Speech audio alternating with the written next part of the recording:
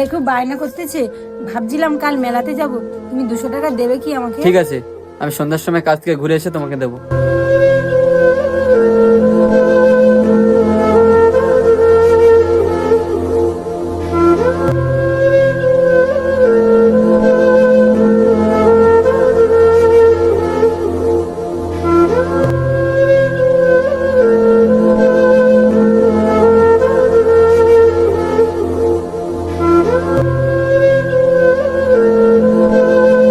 মালিক, 200 টাকা দেওয়া যাবে?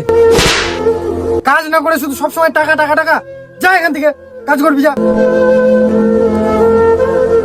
তুমি বাবুকে বাড়িতে একা রেখে তুমি এখানে কি করতে এসছো? আরে তুমি পেয়ে যাবে সন্ধ্যার মধ্যে 200 টাকা, আর কাজের মধ্যে একটু আধটু ওসব হয়, ওসব নিয়ে তুমি মন খারাপ করো না। আমার না জেনে শুনে তোমাকে টাকাটা চাওয়া আমার উচিত হয়নি। তুমি লোকের বাড়িতে এসে এইভাবে অপমান সহ্য করে কাজ করো কিছু টাকার জন্য। আরে ওসব কিছু না, তোমাদের খুশিতেই আমি খুশি।